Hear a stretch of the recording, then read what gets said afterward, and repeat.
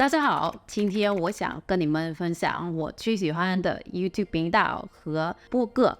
Have you ever in a situation where you are in need of searching for resources to improve your comprehensible input, and thus you are searching for many Chinese podcasts and YouTube channels, and then you come across various channels and don't know which one is the best for you? Some of them are probably too easy and simple, and you're stuck just saying 你好吗? Why some of them are super challenging and difficult for your current level. Hence, it is not always easy job to find something that suits you the best. While I used to be in the same exact stage like you, at the beginning when I started learning Chinese, I'm in search for multiple of YouTube channel and podcasts. Most of them are very useful in some way or another. However, if I could start again, I will focus on the top YouTube channel and podcasts that I would love to share with you today. So whether you are a beginner, intermediate level, or advanced level, I definitely think that you will find some very good recommendations today which will supercharge your Chinese skills. For those who watch my video for the first time,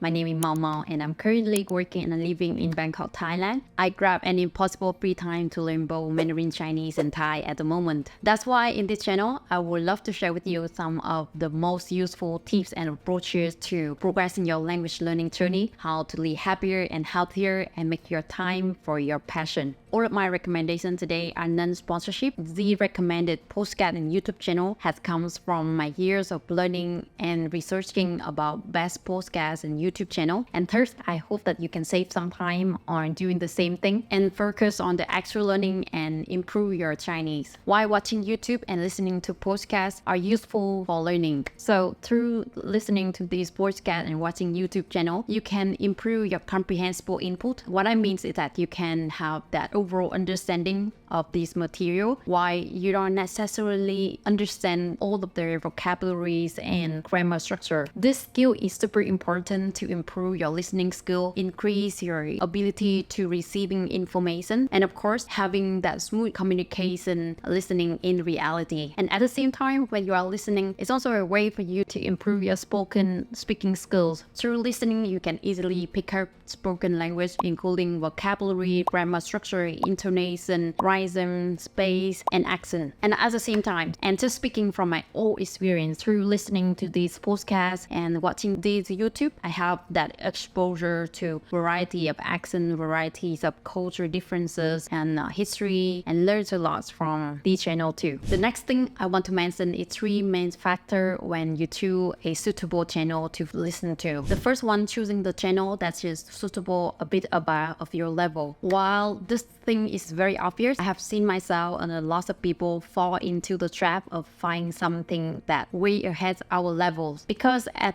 a human being, we always want to see the progress, and then it's just so attractive to find something that at the intermediate or advanced level, even we are just a beginner. So as I say, find something that suits you at the time and just gradually improve and upgrade to another level. The second factor is style and accent. Well, as you may know that China have variety of accent dialects, and for me it's just my personal references. I want to find something speaking in standard Mandarin Chinese because I want to imitate and mimic and pick up that natural accent. It is something that on my own interest, I didn't say that the other accents or intonations are not good, but as the learners, I want to find the source that it can long-term benefit me. And the last one, when choosing a channel to follow, I rather focus on the topic questions that are entertaining or relevant to me, because learning is all about having fun, right? So I want to follow something that entertain me and it's not bring me more stressful in life, and at the same time it's something that I can learn from, that can inspire me, not only in language learning but also like as a person I can also grow as well, and also relevant to me so I can use in my daily routine. I can speak to my friends and my colleagues. Now to dive into 6 channel of what I have listened for years. The first one, I think this one is very well known,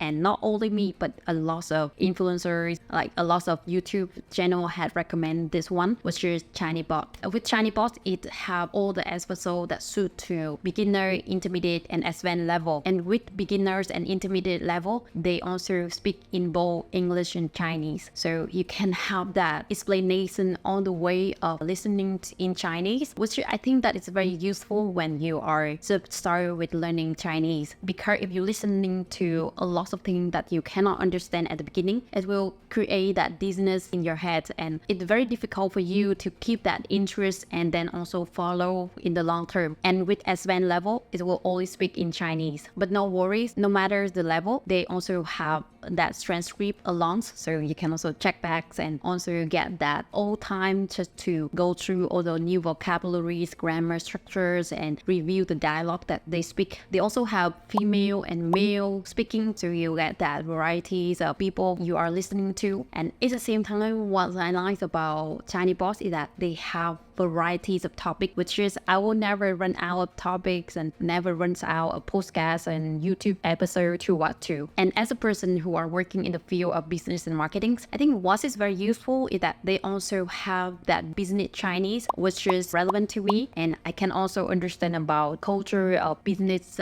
in China and what to expect if I'm working in China in the future. Each episode only 10 to 20 minutes long, so I think that is important, because if it's too long, we can easily lose our focus. I think this is what I'm not really like about it, is that it also have quite a lot of advertisement along when you're listening to the podcast or you watch it that YouTube. That is a small thing, and I do think that they can do better on that, because we already very loyal to the channel. Anyway, the next one is 晚安妈妈睡前故事. Sorry, meaning that there's all the story that mom will tell you when before going to bed. I mean, this is for absolutely beginner. You can also start with this because it's very simple, and it's also speak in a very cute voice, I would say, and all the words and all the things, it's also based on the story. So whenever your level is going high level, you can also check back the meaning. For me, I always think that the best way to learn is having the mindset as the kids or the baby. With the baby, we don't need to comprehend all the things that we are learning, and we just have that gradually immerse into the topic and gradually have that, like increase our capability, and then we learn the words and then we make that connection in between. I absolutely recommend it for people who just begin with Chinese and listening to these things. I actually listen to this podcast before going to bed. The next one that I want to mention is Mandarin Monkey podcast. I feel that it is very much like conversational and very fun to listen to. They have the girls that are speaking in Chinese and the male person speaking in English. I think because they are a couple and they are just having this podcast, just sharing about all the differences and all the cultural differences happens, and a daily story come across the life, and they are very fun. So that is the thing that I like. It's very natural when they are speaking and then laughing at the same time. As I say, we are learning, but when we are feel comfortable and we relax ourselves, we can learn even much easier. Just one thing that I wish they can do better is the duration of each episode. Sometimes some of them are long, like 1 hour, so it's a bit too much of listen to, but other than that, this is absolutely fun to listen to after a long working day. The next one, I think it's just more on the intermediate and advanced level, which is speak Chinese naturally. Which is in Chinese is a 自然而然说中文. What I like about it, I actually come across this channel because the podcaster, her voice is very soothing, especially because when I listen to podcasts is when I doing my evening routines. So it actually just make me feel so easy after a very busy day. At the beginning, to be honest, because she only speaking in Chinese, so some of the podcasts is actually quite advanced and I couldn't follow it. But some are, I think that it's also closer to my experience. So that's how I pick up some of her podcasts from there. And what I like about this channel is that it also have a variety of topics, and at the same time, she also provides a transcript, so I can check back all the vocabulary, grammar structures, and what she's speaking in her channel. The next two channel, I would say these two are very near and dear to my heart because they are not only the YouTube channel, but because they also the one who hosts this YouTube.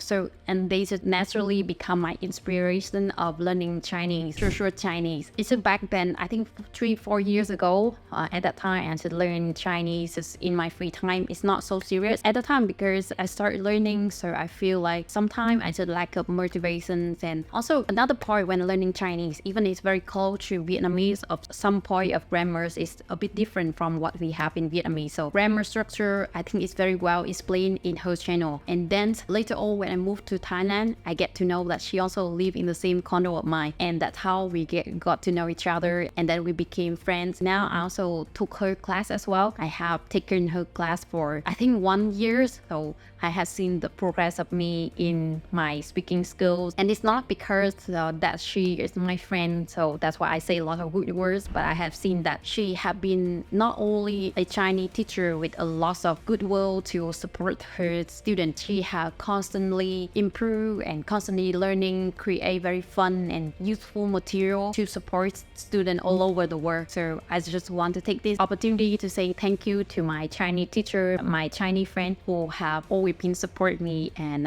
who have been a great inspiration for me to continue my learning Chinese. And the last one, it's actually not a YouTube channel that focus on teaching Chinese or all the long speaking in Chinese, which is Zoe.languages. So I come across this channel because I think that she have like just very genuine interest in learning languages, and I think that she speak like 7-8 languages. I also say that learning languages or learning Chinese is not a short-term thing. It's just like running a marathon where you have to improve your muscle and being just have a lot of courage and have a lot of inspiration, commitment, and take action in learning. And I just come across Zoe.language channel, and I would say that she have been amazing, all the per sharing, not only about Chinese, but also her experience of learning languages, her approaches of learning languages. So I would recommend anyone love languages and follow her channel and also watching her video too. Okay, so all the sharing today, I will put the link down in the description so you can follow the channel if you find those things that are relevant to you. And if you like this video, don't forget to like and subscribe to my channel, and high chances you can also like my other video when I speaking about how to learn Chinese, all of the approaches, all of the good things that you can learn in Chinese. Take care of yourself, and I see you in the next video. Bye bye.